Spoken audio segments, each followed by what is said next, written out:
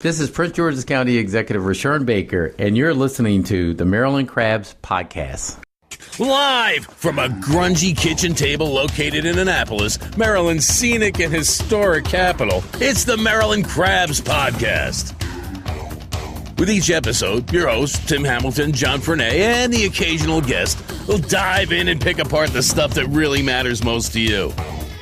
We're too lazy to actually solve any of these problems, but we can definitely stir the pot. From schools, politics, parking in the fire lane, to those horrible people who drive BMWs.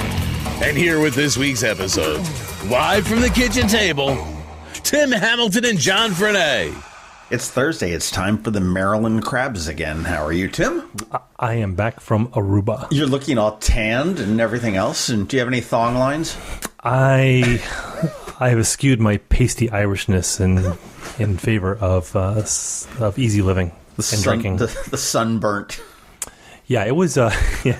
What did Conan O'Brien say? He said, "Put an Irish guy in the sun is like putting a fork in the microwave." It was, but I don't burn that well, but it was burn that much. But it was great, man. It was awesome. Aruba's a nice island. Yeah, and so did you fly United and get beat? So that whole United thing happened. I think.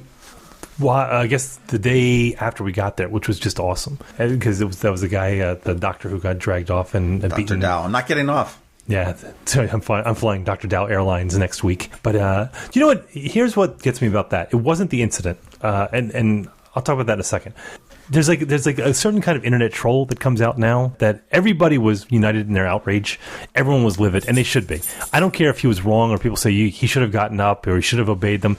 I think this was just people were just being tired of being treated like absolute crap by the airlines and just being abused and misused. And well, they have for years. Well, yeah. So I think I was firmly on his side when it came to what happened. But what got me was the number of people, and it wasn't many, but you have almost these trolls that are contrarian, that you had a handful of people saying, you know what, he was wrong, or he should have. I'm like, can we all just be outraged together on this one? Because they were wrong. The airlines, there's a great article I posted on my Facebook. It was called, I think, I don't have it here. It was called Managed Chaos, misery, or managed misery, or something like that. So the theory is that if I'm going to sell you a hamburger, and so here's the price for a hamburger, and then I'm going to say, hey, do you want bacon and cheese? And you'll say, oh yeah, okay, well that's an extra buck, and you say, okay, that's great. But then what the airlines do is they said, do you want a hamburger? And you say, yeah. And they said, well, do you want it cooked to order? That's going to cost extra. And if you want mustard and ketchup, that costs extra. And you want sesame seeds on your bun, that's that. So everything is extra, so that you have the same situation. They create miserable situations, and you have to pay to get back to normal, back to just your normal comfort. And it's not a free market. You have 4 airlines that control 80% of the flight domestic industry. Yeah, and it's you don't have a choice. It's not a free market. Well, you look in Europe, and you've got Ryanair, which is a true budget carrier. Yeah, but they got a pretty shitty reputation. Well, but they do fine. That's what they are. But yeah, that's what people say. It's going to be crap, but I'm going to spend. And also, if you're in Europe, you don't have a flight that's more than 2 hours. No, and you're paying for crap. I mean, you could also fly British Airways and get the service that you want, and that is a true free market. I mean, I look at that in the restaurants in Annapolis. I mean, there's plenty of restaurants that are just very mediocre, and they've never been anything other than mediocre, and that's what they trade on. And they charge a premium because they're soaking the tourists. But the tourists have depends if they got a water view or not. But well, yeah, no. I mean, there were people that were outraged. They should be outraged. I think good collective outrage is good every once in a while. I really do. I mean, the Cecil the Lion thing was a little over the top, but this one I think was all for good. I mean, I think they're not going to change. I mean, no one's going to boycott United. They're going to promise they will. Well, they can try, but that's not going to do anything. Yeah, and United is no worse off than the other ones, really. Yeah, that's true. Speaking of outrage, I'm outraged. You're always outraged. I am.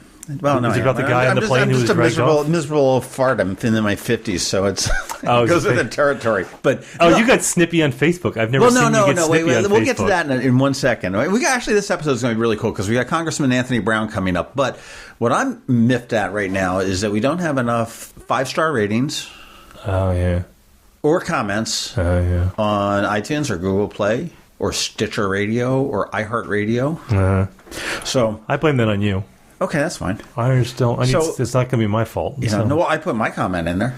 But no, seriously, if you're listening to the podcast and you enjoy it, do go to iTunes, sign in there, give us a rating, and don't give us a 5-star rating unless you think we're 5-star. I mean, I'm not looking to buck the system. I am. I'm an assistant bucker.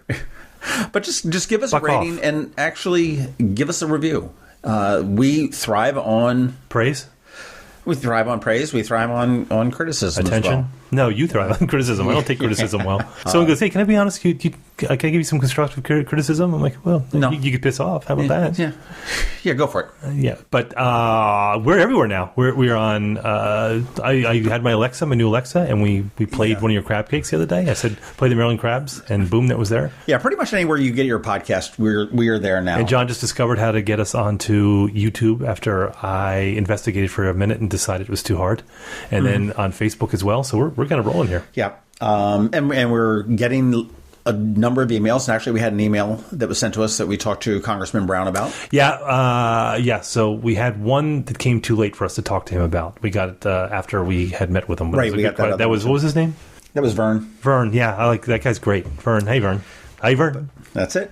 But yeah, no, we touched a little bit on that with Congressman Brown. But that was. But my outrage is that we need some more reviews because reviews do help us in the whole iTunes podcast universe as far as getting us ratings and getting us moving us up on different lists and whatnot there. So please do that.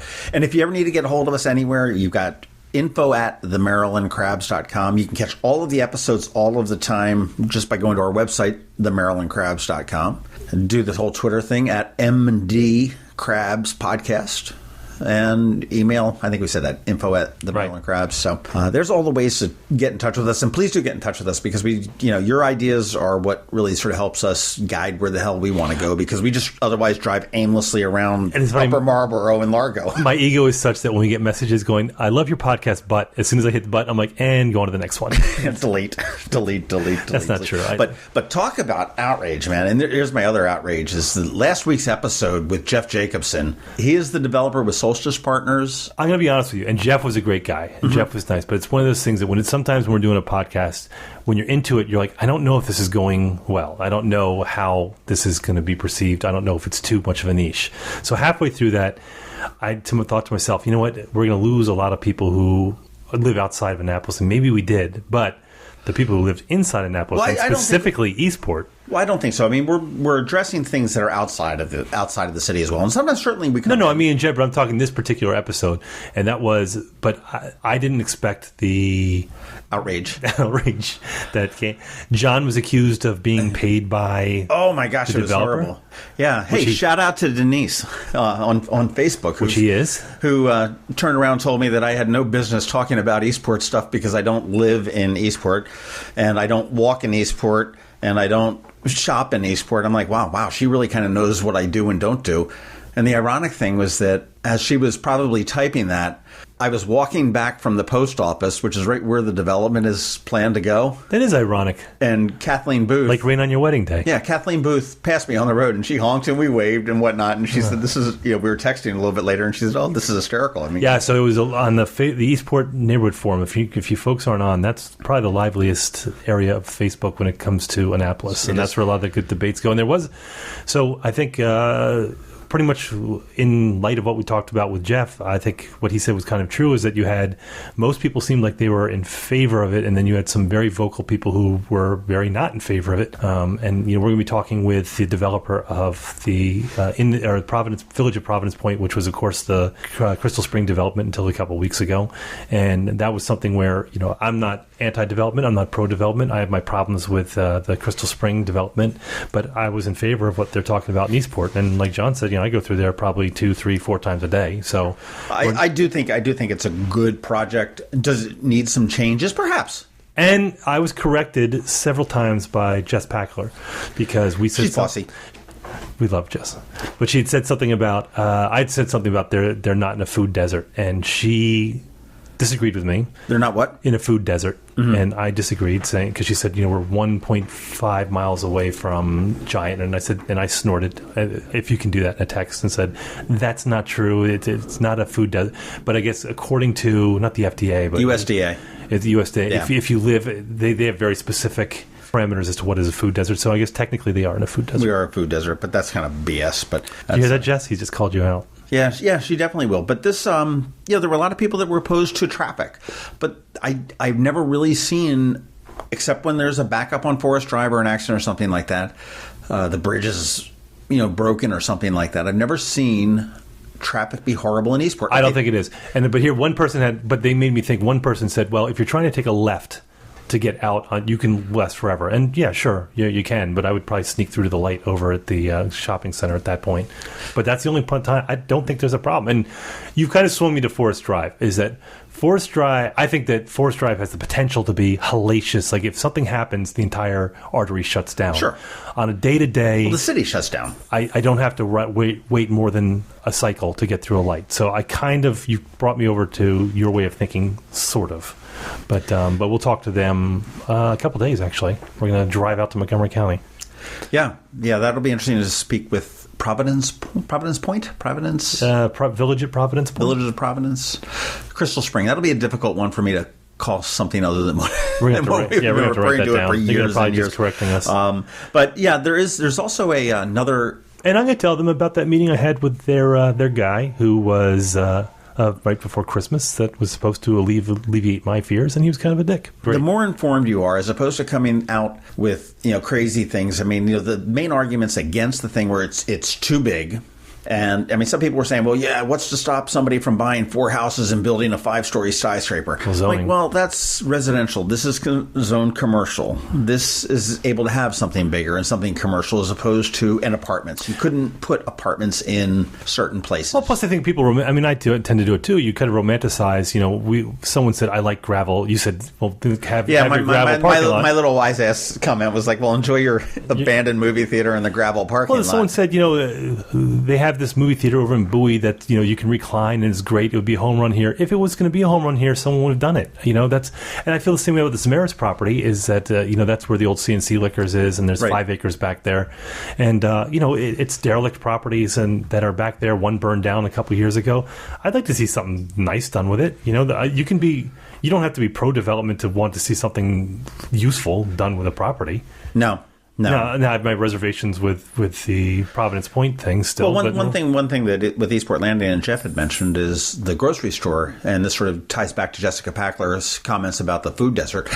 He said, we've looked at tons of people that want to put a grocery store. There have been 2 grocery stores in there that have failed.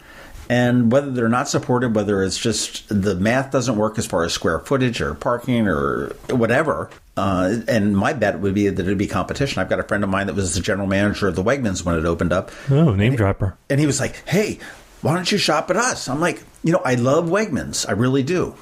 My problem is that I have to pass 8 grocery stores to get to Wegmans, one of which I walked to. I complain nonstop about Giant. I don't like the fact that they have like one cashier. And you go back. And the deli, they hate slicing thin. And the produce can be, I still go. What about the cars in the red zone? They're the worst human beings ever. Well, if you've not listened to the episode with Jeff Jacobson from Eastport Landing, which is last week, go back, check it out. iTunes, wherever else you get your podcast. You can go to the Eastport Neighborhood Forum page, check that out as well. And what we're going to do, we're going to take a quick break. And when we come back, we're going to be talking to Congressman Anthony Brown, former lieutenant governor of the state of Maryland, who represents now the 4th District, which is a really gerrymandered district. Well, they all are in Maryland. As they are. Hey, welcome to Maryland. Yeah, I think his district includes parts of Prince George's County, Davidsville, Edgewater, parts of West Virginia, parts of Michigan. Yeah. I mean, it's like Oklahoma. It's kind of like the southwest Iceland side of Prince George County. Comes up, and I think there's like a little sliver. I think there's like half a lane of Route 1 as it goes past Jessup, and then it comes back. It's got Severna Park. It's got Gambrels, Davidsonville. Does not have Annapolis. That's John Sarbanes, which has the even more gerrymandered district. Yeah, there's like a bridge and a ladder in that one. And we're gonna talk to Congressman Sarbanes too as well. Oh, here's the funny thing. So we're recording this after we recorded with just about an hour after we met with the congressman. And listen carefully when John says something about his district and he calls it gerrymandered. I was watching the congressman. His expression froze for a second, and he just glared at you, and you didn't catch it. Yeah, I love when people are mad at you. We also talk about the gubernatorial election, and he also throws out some shade on Governor O'Malley and 2020. But we'll be right back. You don't understand what shade means, do you? Don't miss AAMC's Denim and Diamonds Bash, an evening to remember with a cocktail buffet, silent auction, and dancing, all to support expanding mental health at AAMC. We need your support to help us double our county's inventory of mental health beds, allowing for the care of 900 patients a year right here in Anne Arundel County. Tickets available at aamcdenimanddiamonds.org. Special thanks to our presenting sponsors, the Chesapeake Bay Hawks, M&T Bank, and our platinum sponsors, Aerotech, AAMC medical staff, BB&T, Comcast, Homestead Gardens, Ken's Creative Kitchen, Tech Systems, What's Up Media, and 1031 WRNR. Spring is waiting outside your door, and it's time to make your lawn and garden beautiful again with Homestead Gardens. Their experts will show you how to make a safe lawn for kids and pets using the area's largest selection of organic lawn solutions. Share family fun and satisfaction growing food, flowers, and shrubs together. Visit Homestead Gardens in Davidsonville or Severna Park, Maryland, and go to homesteadgardens.com for deals, events, and workshops. Live life outdoors this season with Homestead Gardens. Hey, we're here in Prince George County in lovely Upper Marlboro with Congressman Anthony Brown from the 4th District, who is a familiar name to everybody, who used to be our lieutenant governor under Governor Martin O'Malley, who is now sitting in Washington, D.C. How are you today, Congressman? Hey, I'm doing great. It's wonderful having you here in our Largo office on Apollo Drive. We're really excited. We opened this office a few months ago to fulfill our number one pledge on the campaign trail, which is to deliver quality constituent services to the residents of the 4th Congressional District. The paint still smells fresh. Yes, it is. It's a beehive of activity here, too. I mean, it's just people in and out. It's like a subway station here. Yeah, well, as you know, a typical month, 3 weeks in Washington and then 1 week in the district. They used to call it a recess, but that's a misnomer because there's no vacation associated with the 1 week in the district. How nice is that not to have to travel, too? Yeah, you're I live guy. close. I live close, and we have an opportunity to meet with mayors and municipal leaders, civic leaders, constituents. It's less hustle and bustle than the schedule in Washington, D.C., so I often encourage constituents who want to meet with me personally to do it in the district office because there's less things pulling on you. So, do you have any other district offices? Yes, we have 2 offices. So this is our, I guess, what is referred to in Washington as our flagship office, but no more or less important than our second office, which is in Anne Arundel County. It's on Riva Road. We worked with County Executive Steve Shue in Anne Arundel to locate some space that's co-located with a county office. County office park at 2666 Riva Road. Exactly. 4 or 2 or one of them. Yep. So we just got the keys to that about a week or so ago. There's still a few kind of technical things that need to be worked out, but we should be doing our grand opening soon. And one of the campaign pledges I made is that we will serve the residents of Anne Arundel County from Anne Arundel County. So we look forward to opening that up and delivering those services real soon. Which is great because you've got a little bit of a gerrymandered district. You've got that little sliver that comes up, and then you've got Anne Arundel County and then PG County. So that's always very good to hear. I guess the one thing you're a freshman congressman. I mean, you're the freshman of the freshmanist, if you will. I mean, you won your election last November, and you've been in office for. In fact, we celebrated our 100th day last Thursday, so I'm over the 100-day mark. And it's been a whirlwind of activity. We hit the ground running with, I think the issue that's been biggest, visibility and has taken up a great deal of our time is the Affordable Care Act and the Republicans' effort to repeal the Affordable Care Act and replace it with a pretty much of a substandard alternative. So we've been spending a lot of time on that one. All right. So the criticism of that. I mean, we're rehashing what's been kind of played out in the press for the last few months, but the criticism was that most Republicans were elected on a promise for the last 8 years to repeal the Affordable Care Act, and when they had the opportunity, There was nothing there.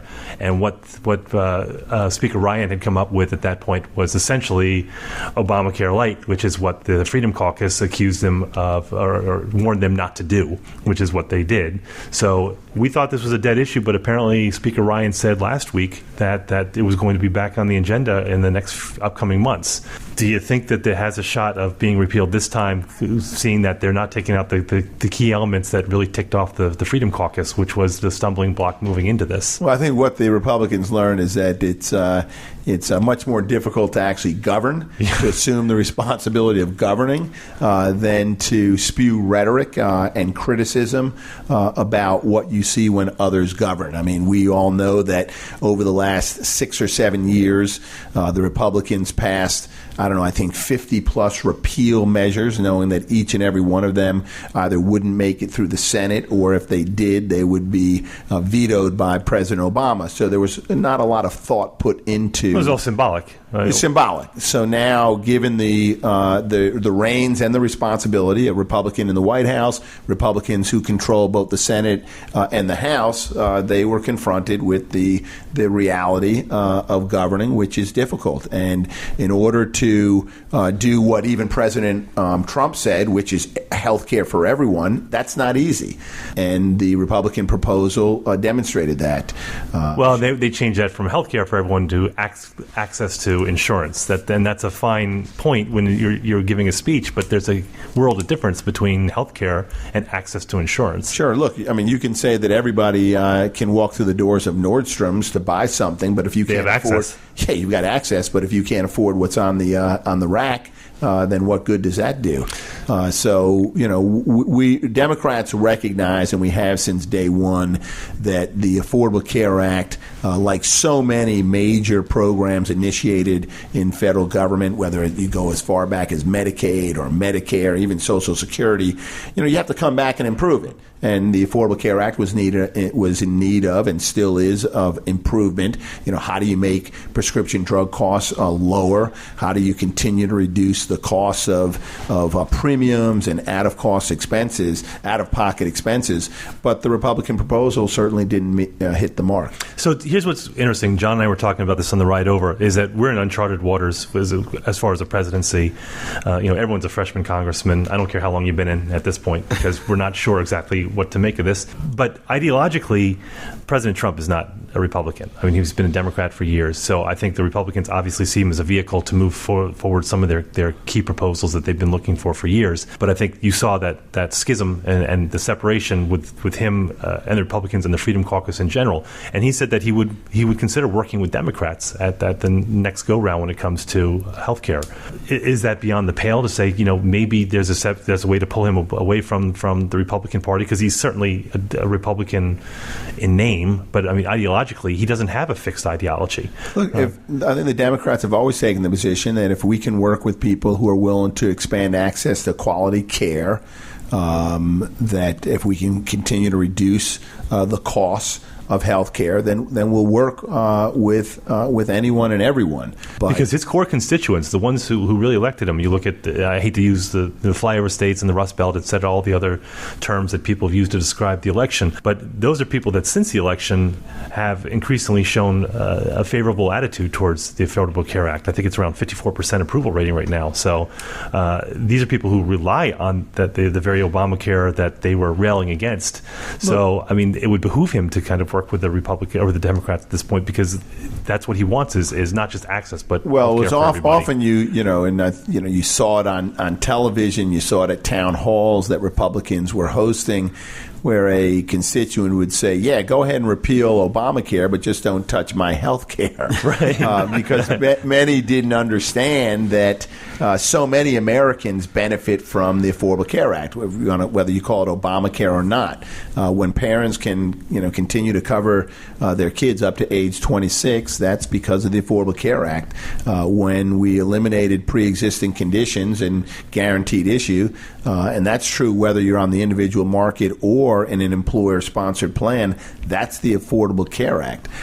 So as one of the things I think we did well as Democrats beginning in November and certainly ramped it up in January was our education and outreach to the American public of what was really at stake with the repeal, the proposed repeal of the Affordable Care Act. And that's why you saw not just Democrats, but independents and Republicans rising up across the country, taking on members of Congress of every party, saying do not repeal those provisions that are going to degrade the quality of health care that I have access to. So one of the fears that people had was that since that they had lost the vote, or well, didn't vote, but they lost the battle to repeal the Affordable Care Act, that there'd be an effort on the Trump administration's part to sabotage the Affordable Care Act so that it would fail before people said that it's in a spiral, and the CBO disagrees with that. But President Trump announced a few days ago that they're going to continue the subsidies to the insurance companies that are participating. So that's pretty much an about face. So, right, so but for now, the sabotage is still in, though, because the president signed an executive order on January 20th. One of the first three that he signed. One of them was the hiring freeze in the federal government. The other was to sort of rescind the Obama administration's efforts to make home ownership a little bit more affordable by reducing premium mortgage insurance premiums. But the other one was to basically say to federal agencies that have regulatory jurisdiction over the Affordable Care Act to either discontinue or to relax your enforcement mechanisms over provisions dealing with the Affordable Care Act. So how that plays out, I don't know. You mean the mandate, or is that? Well, the mandate. I mean, so you're not going to see the IRS aggressively pursuing those individuals that do not have health insurance and are now subject to paying it's a very modest penalty. Right. I don't think you'll see the IRS bring any enforcement actions. No. But even in the other areas where, for example, insurance companies have to spend a certain ratio of their premium dollars on the delivery of health care, or else they have to return the money to the insured, I don't think that you're going to see an aggressive enforcement of that. So I do think that until the president stands up and says the Affordable Care Act is the law of the land, and until it's changed, we are going to enforce it vigorously. I still think that what happens is there's a lot of uncertainty in the market. Insurers like Humana and others will continue to look for ways to pull out of the market, and locally, projects like the Prince George's County Regional Medical Center are in jeopardy because of the uncertainty of the level of uncompensated care and whether or not the numbers would add up to deliver a new medical center to Prince George's County. So I still think that the sabotage is in by the Trump administration, and they need to do more work to try to stabilize the market. That's interesting. I'll tell you, let's shift gears a little bit here. And one thing that's sort of near and dear to everybody in certainly your constituency, and we're down in Annapolis with the Maryland Crabs, the Chesapeake Bay and the APA, and President Trump has pretty much gutted the programs for that. I mean, where do we go from here? Look, I've been concerned about the Chesapeake Bay for as long as I've been in public office, and I was first elected in 1998. I was sworn into the Maryland General Assembly in 1999. Long before I was elected, there were goals that were established for cleaning and restoring the Bay. A lot of that commitment was made by state government. Governor Glenn Denning was a real champion of the environment. It was working. And it was working. It was slow, but it was working. Chesapeake Bay Foundation, a host of other environmental groups coming together, working with the farming community, everybody identifying what their roles and their responsibilities were to protecting and preserving the Bay. Enter Martin O'Malley, who I believe was one of the best environmental governors in modern history in Maryland, and we began to make progress. You started to see a decline in the number of dead zones in the Chesapeake Bay. We started to see be oyster restoration, blue crab restoration, and we're moving in the right direction. When the Obama administration came into office, they redoubled, re-energized the EPA, recognizing that it was a regional approach. Maryland couldn't do it alone. You needed Virginia working with the District of Columbia, working with Pennsylvania, with New York. Had to be a collaborative regional effort. And we finally had an EPA that was saying, hey, okay, we're gonna work with everyone, and we're gonna bring everyone to the table, and we'll enforce some regulations. And now you see an administration that is backtracking. And the proposal, although we have not yet seen the formal Trump budget, which should be coming in about a month or so, but what they call the skinny budget, the proposed budget, shows a zeroing out, a $78 million reduction in the Chesapeake Bay program. And that will go, that won't do a whole lot to balance the federal budget, but it'll be a hell of a lot for the Bay. Oh, it'll be a big loss. That's to like the Bay. 15 Mar-a-Lago trips. Yeah, I mean, if he's doing, I mean, the numbers vary, but if it's on the $3 million a weekend, and he's already been down there, I don't know, 10, 15 weekends. What's a weekend cost you here in Largo? A few bucks, I think, to turn the lights on. You got Applebee's up at the corner. Right. You're okay. So that's disappointing. And I mean, look, it's my hope that we'll get some moderate Republicans that will see the wisdom of investments in environmental programs and investments at NIH, investments in programs like Meals on Wheels and Head Start. And while there may be some reductions in all of those programs, I have no doubt about that, because I do believe that President Trump will try to appeal to his more conservative base. I'm hopeful. I get that hope is not a strategy, but I'm hopeful that we're not going to see the draconian cuts that we've seen in the skinny budget. So that's interesting to me, is that these cuts are coming because of the increase of $58 billion to the military, or to defense, I should say. So this is where we are in the Chesapeake Bay is the largest estuary in the country. So when you see a huge cut to the Chesapeake Bay program, it's very obvious to us. Whereas if you live in the Midwest or somewhere where you're only getting smaller dollars for smaller programs, it's not as obvious. But it's a shock to those of us who live on the Bay or in Maryland in general. But you, as a veteran and as a current Army Reservist, Colonel Army Reservist, you have a perspective to the military that's probably different. Do you see that the increases that the president is making to the defense budget is something that's necessary?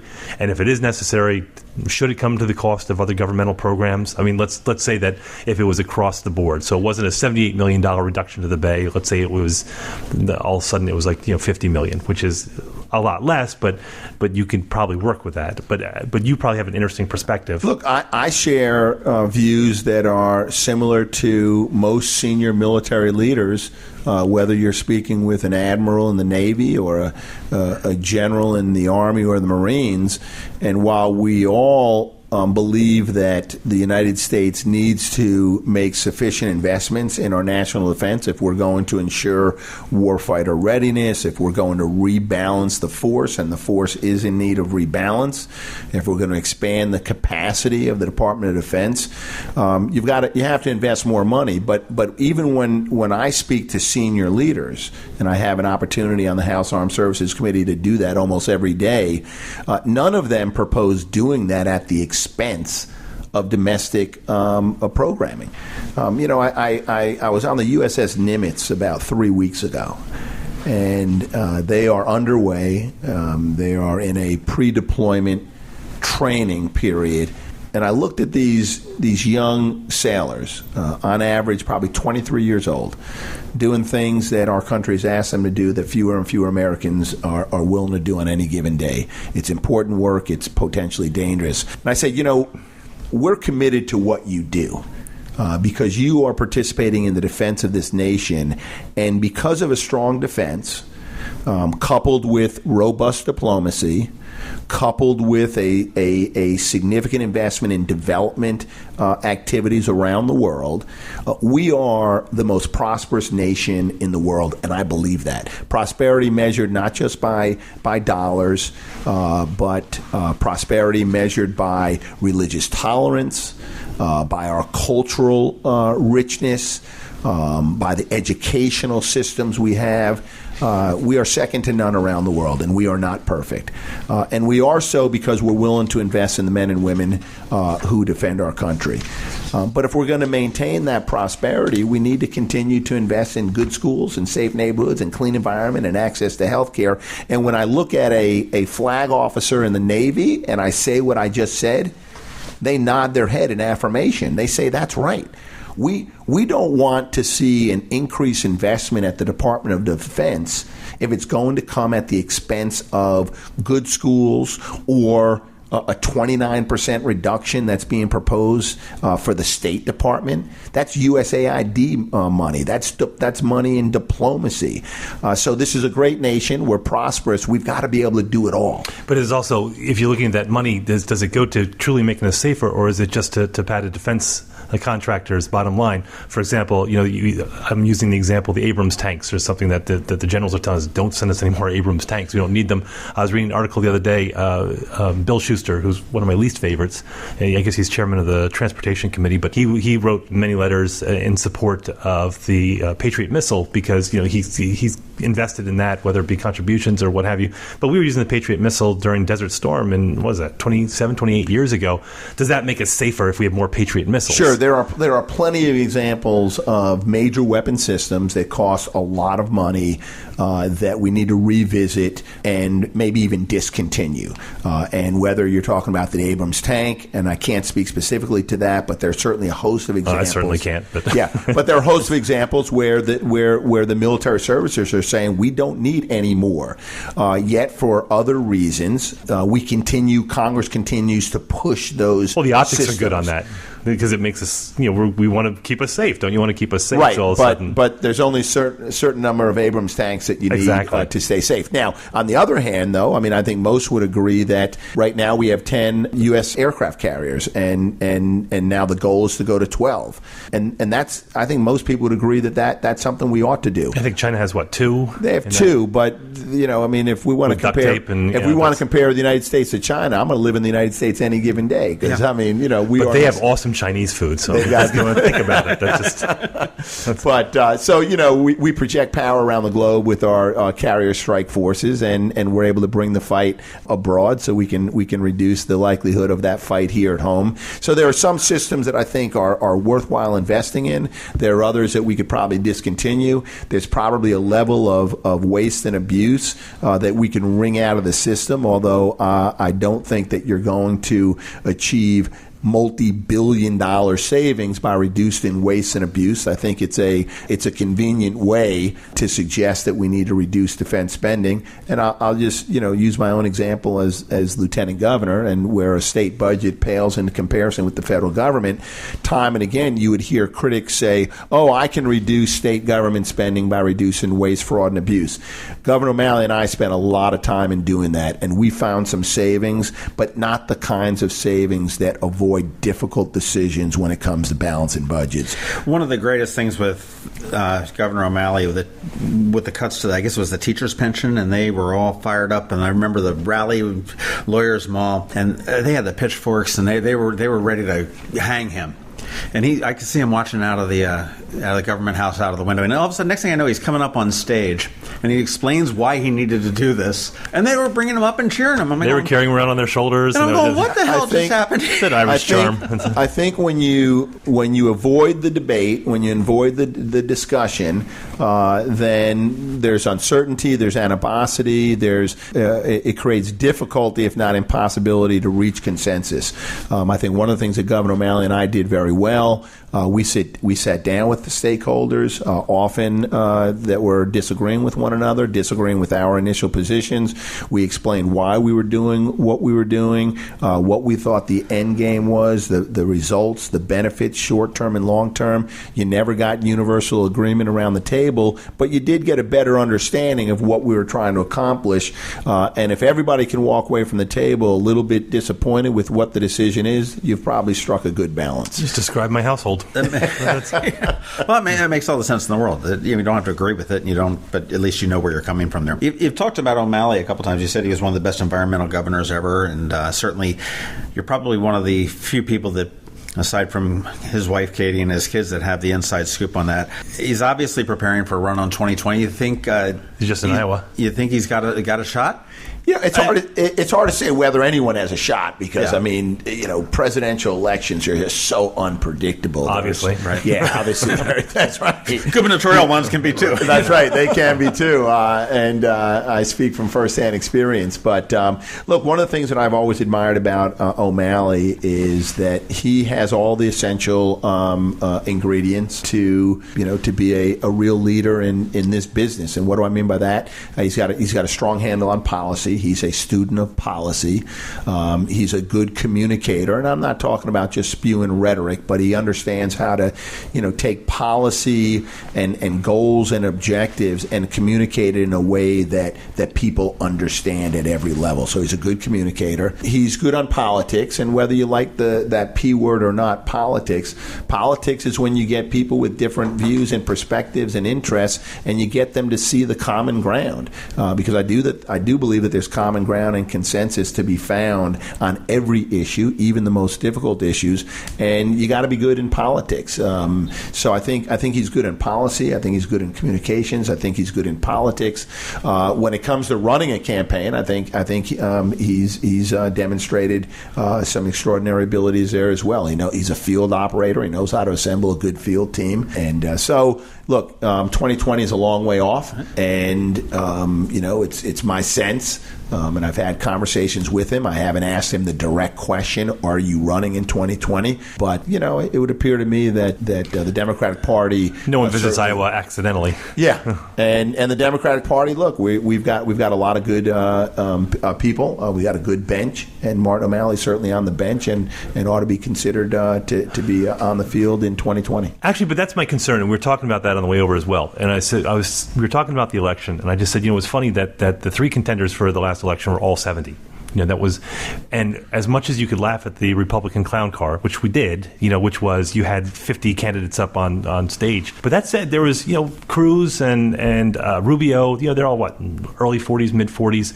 They actually have the Republicans, for all their failings, and there were a lot, but they did have a bench. When you looked at the Democratic bench, that's where you get concerned because you still have Nancy Pelosi and you have Schumer. And are you concerned that there's not enough young people that are coming up? And by young, I mean, you're late 30s, so, but you have people who are come up in their 40s and early 50s and looking for national office.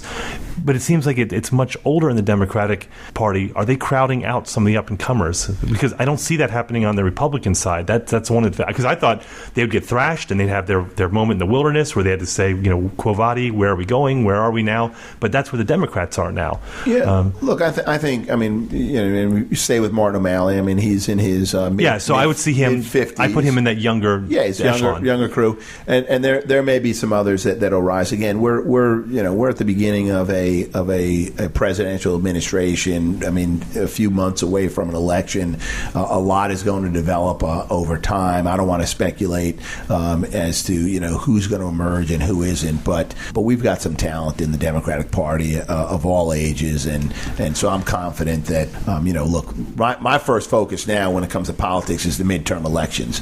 Historically, I think history is on our side, and a first-term president usually loses seats in a midterm election. President Trump's given us a lot to work with, so I think we should pick up considerable gains in the House. I think the Senate's going to be more challenging. We can pick up some seats there, but we also have a lot to defend in the Senate. it. But I think, my first focus is the midterm elections. I think we'll do well, and then I think come 2018. Let's come mid-November 2018. Let's go ahead and shift our focus to what that 2020 race looks like. Great.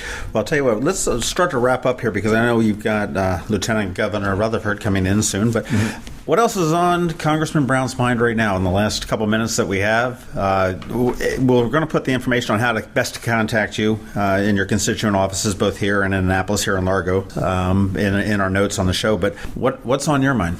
So some of the things that I want to focus on as a new member of Congress, and I think an area where we should be able to find some bipartisan consensus, is around workforce development and career technology education. We used to call that VOTEC in our public schools, in our schools generally. It's something that I was pursuing as Lieutenant Governor. It was a central theme of my gubernatorial campaign, and that is offering alternatives to high school students who may not necessarily be looking at a 4-year college immediately upon graduating. And are we providing them with the skills, the background, the experience, the foundation to do something after high school short of going to college? I think some numbers suggest that 35% of the jobs that will be created in our economy don't require a 4-year degree, but certainly require something more than a high school diploma.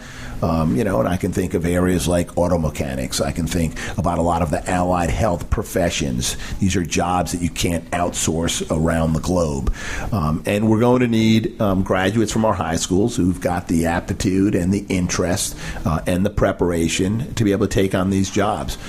So one of the things I'll be looking at as a new member of Congress and working across the aisle, because I've identified a number of new members in Congress that have similar interests, is to find ways that we can not only find or make greater investments in public education, because investments are hard to come by nowadays with our tightening budgets, but how do we leverage partnerships with industry, with labor, partnerships between high schools and community colleges to use existing resources to provide those types of programs and opportunities for high school students. And that was your area of expertise when you were in office, was the public-private partnerships. Public-private partnerships, right. And while often we think about public-private partnerships for infrastructure investments, there's also public-private partnerships when it comes to workforce development. And internships is a perfect example of that. Internships is perfect, and it's not just the building trades. I was speaking with a number of defense contractors, and we were talking about this idea, and I had floated the idea that perhaps when we look at federal contracting with defense contractors, that we give a priority or certainly some preference points to those contractors who include in their bids a workforce development component. And much to my surprise, many of them already do. Not all of them do, and I think we can do more to incentivize that. But essentially saying, hey, look, if you're a large defense contractor, you want to build an aircraft carrier for the United States Navy, then let's make sure that in your program you've got workforce development that's working with our community colleges, our high schools, developing that pipeline, providing opportunities for those who otherwise may not have an opportunity. Mm-hmm. So those are some of the areas that I've been focused on. It's a long-term project, but I've asked my staff to begin looking at that. Fantastic. Well, I thank you very much for your time. If you need lunch company for you and the Lieutenant Governor, we are available. Okay. Well, I'm looking forward to so Boyd Rutherford's coming in, and I certainly commend him for stepping up to serve the people of Maryland. And today we're actually going to talk about base realignment and closure. That was one of my big priorities in 2005. And while there's not another BRAC round that's on the table, I personally think that we ought to be in another BRAC round. There's a lot of equity in the Department of Defense that we can put to good use. And I know that Boyd is interested in making sure that Maryland is ready for any rounds of BRAC that we might see in the not-too-distant future. We'll go get them. Okay. Hey, thanks. Thank you very much. All right, good deal. Thanks. When it comes to diamonds, there are two things that matter: reputation and value. At Zachary's, you know our reputation. We pride ourselves on providing the best experience for every customer every day, because we wouldn't be here without you. But what you might not know is that Zachary's is the only diamond importer in Annapolis.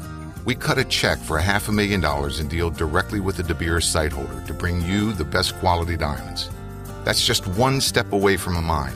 So by the time a diamond gets to your hands, only 2 people have touched it, not 6.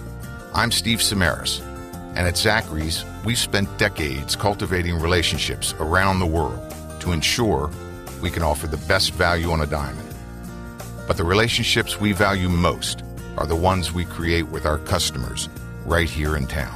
Zachary's, online at zacharysjewelers.com. If it's a diamond, we're a good place to start. That's my impression of our transition. So we just said, You know you do it better. I do it much better. Well, we're back. Congressman Anthony Brown. Yeah, he's awesome.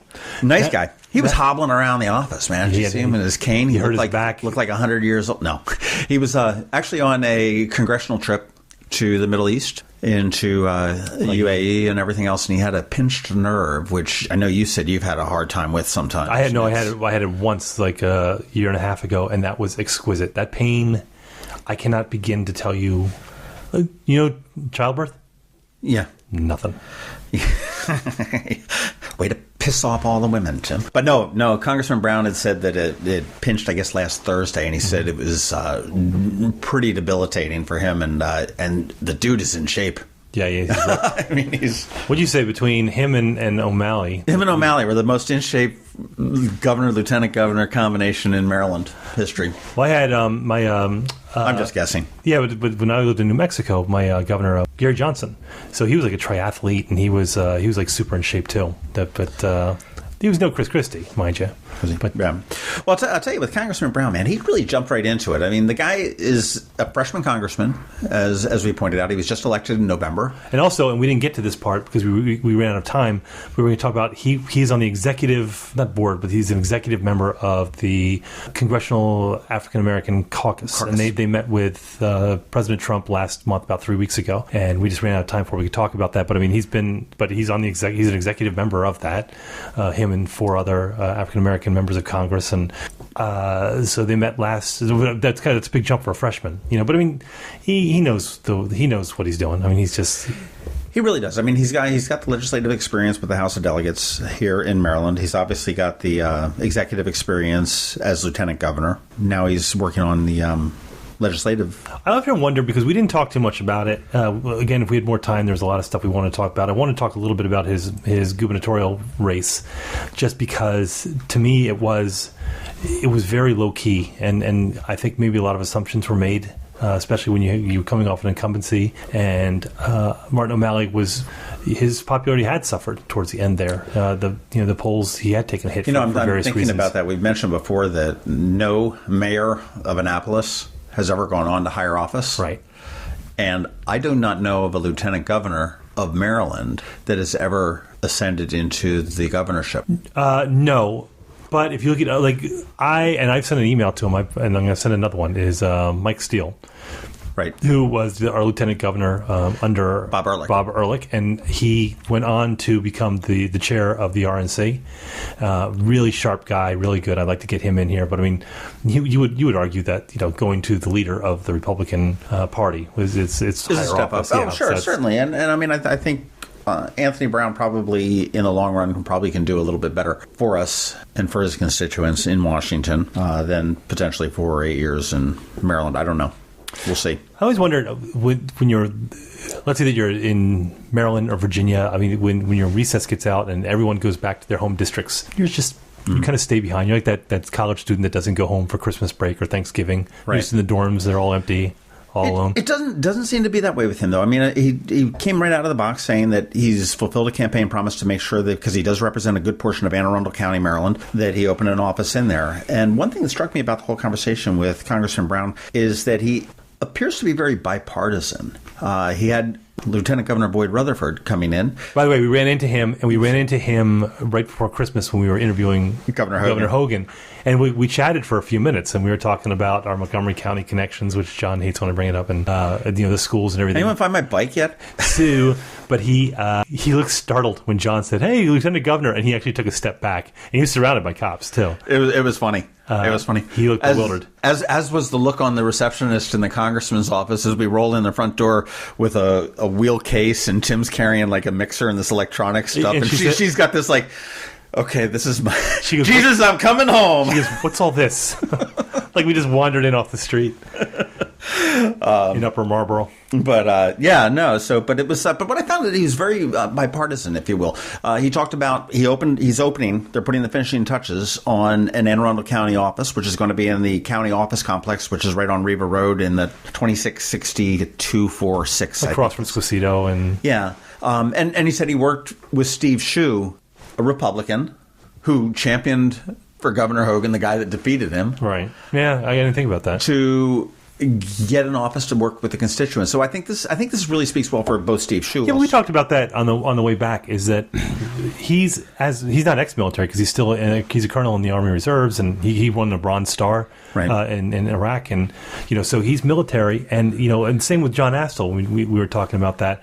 Is that they're Democrats, but I've never known anyone who hasn't been in the military or a police officer and hasn't at least leaned right. I'm not saying that they're conservative. They're far right. Yeah, they're not a Tea Party. I've never seen anyone who's military lean left. So we talked a little bit about the military and the military defense budget and what have you, and I really wanted to talk about North Korea. That's something that I've been obsessed with this week, and I want to talk to him about that. But there have been a couple good podcasts that I've listened to. The Daily, which is a New York Times produced podcast, was really good on that. And I agree. I would have loved to have had some more time with that. But the congressman had called us to ask whether we could talk with him, but they only had a half hour. We typically like to get an hour out of everybody. Right. And with Governor Hogan, we milked that half hour a little bit, but that was... we tried to leave, and he's like, I'm not done yet. Like, we'll stay then, sir. The best part, too, is that so we're at the congressman's office, and we're sitting there, and he's got the meeting with Lieutenant Governor next. And they were running late, so we had to wait a half hour, which is not a big deal because I don't have a life. I was put off. My wife and kids are sick, so I could sit there all day. And so we're sitting there, and they have this really tiny conference room that's really cramped. And so we go and we set up, or we wait for a half hour because they're running a half hour behind. And we go and we set up, and we wait for a couple minutes, and he comes in and we do the podcast. But while we're doing the podcast, I'm looking out the window, and there's Lieutenant Governor sitting in the waiting room, just like we were, just waiting. And the congressman gets up after he shakes our hands, and he walks back to his office. But the lieutenant governor is still waiting out there, and with his police protection. But it was just funny to see the lieutenant governor just kind of sitting out there, just hanging out there. Well, hey, he puts his pants on the same way we all do. He jumps into him 2 feet off the bed. Yeah, absolutely.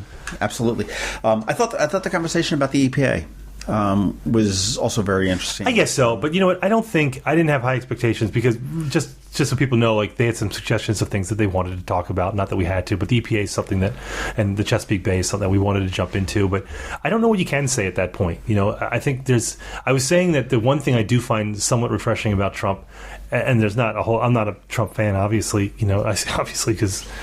One thing I do like is that I like decorum to some extent. I like the fact that you have a president who acts presidential, but sometimes I like someone who just says something that's honest instead of giving you the political doublespeak. Mm-hmm. And I'm not saying that the congressman did, but what else are you going to say? The Bay is important to us. We're hoping in the future. But he's not going to say, screw him. What we're going to do is we're going to shut this down until we get the money back. It's just, I don't think there's any definitive thing that we can do. I think I was joking about how many Mar-a-Lagos go into the Bay, but I mean that's if you look at all the cuts that have been made to the budget, they're all relatively small things. Just a few million, like endowments to the arts, which I'm not a big fan of in general. But I mean, Meals on Wheels, which has been the big ticket item that's gotten the most attention. Sure, but these are all things that are so small they don't make a difference unless you're talking about tens or hundreds of billions of dollars. It doesn't make a difference, and I think he made that point when he and Governor O'Malley went through the Maryland budget. That there really wasn't that much that they could cut out. That you think you find things, but in the end you find out that it's pretty streamlined. Now, I don't know if that's true because he's been in public office for a long time. Sure. And I think when you're in public office, you tend to look at money differently than those of us in the private industry. Yeah. And what is streamlined.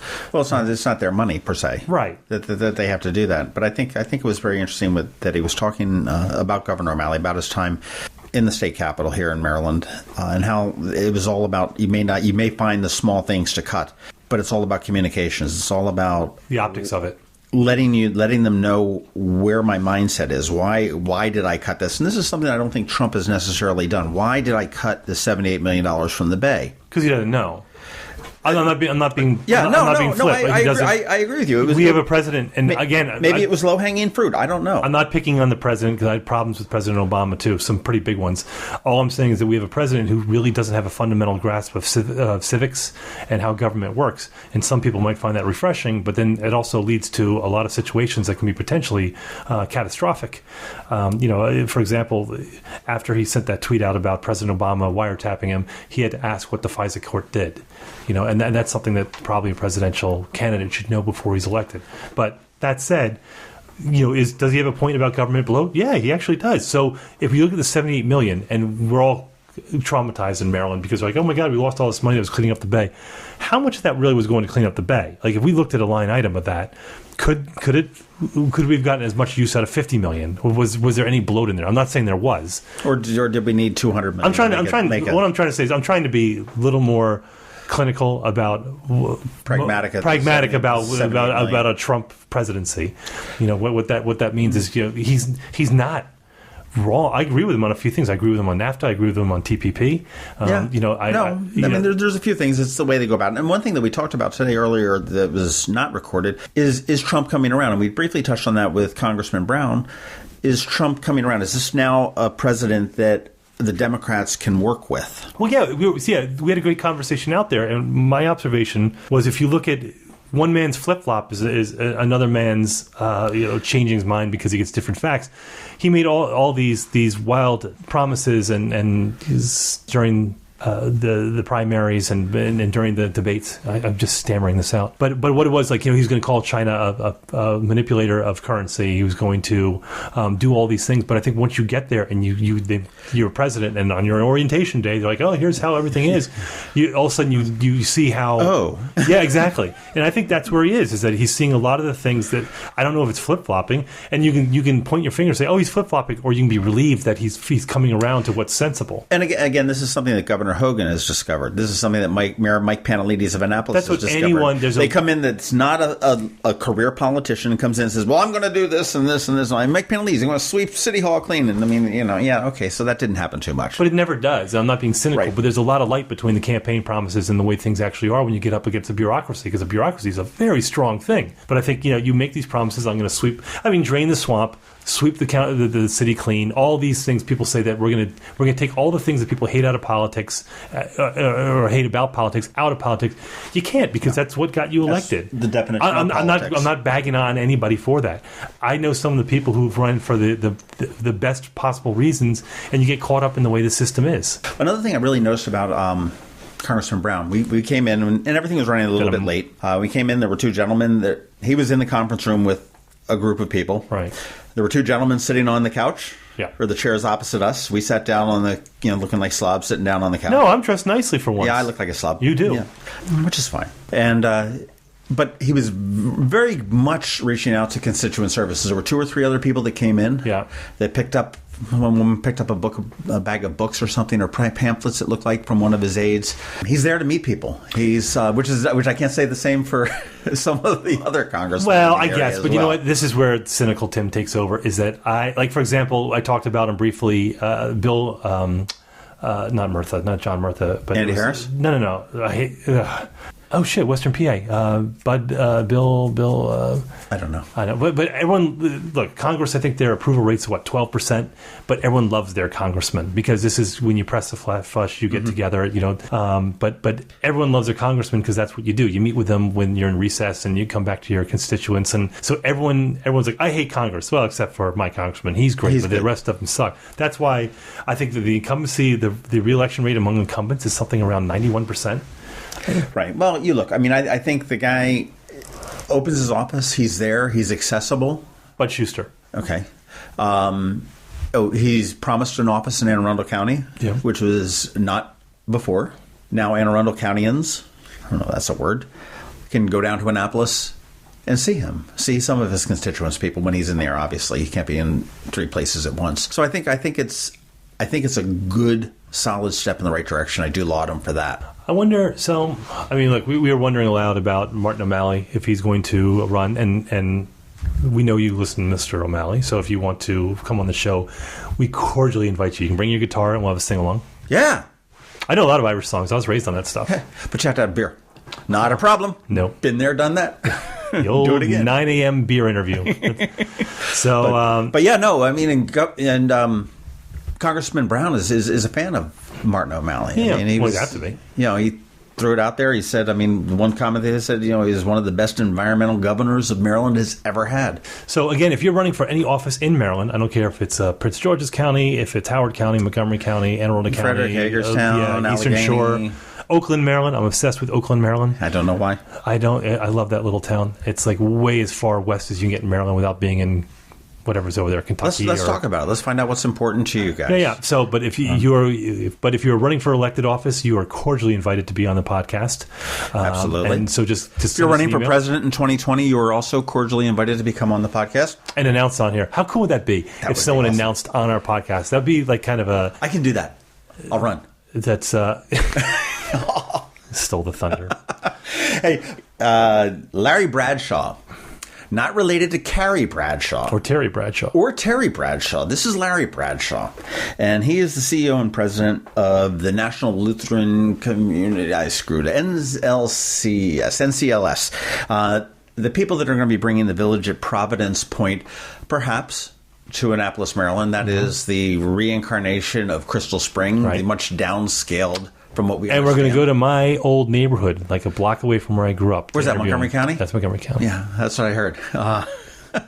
It's actually in Rockville. We're going to be speaking with him, and he will be on next Thursday. That's Bethesda still, where he is. And we're looking forward to hearing what they have to do, because I mean they've got a really uphill battle to fight there, because the NIMBYs, the tree huggers, whatever you want to call them, the opponents of that development on the property, their position is nothing. Well, but that's a small vocal contingent, and there's people like me who are saying, look, it's fine, just don't stack up my traffic. Yeah. So we're going to see what their plans are. We're going to hear it from that side.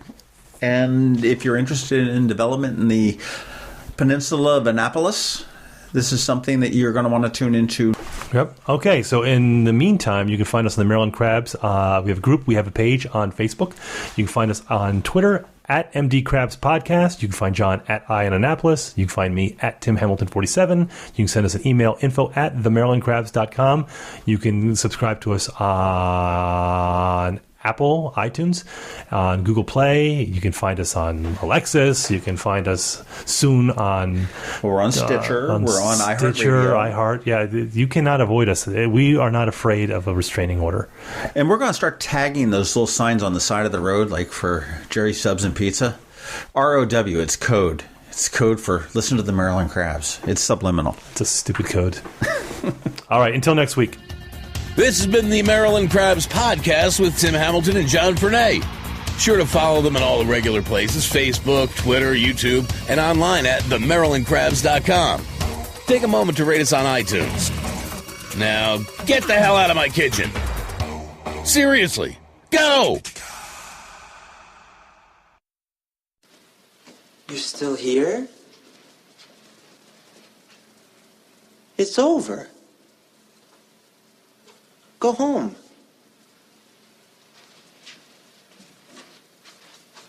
Go.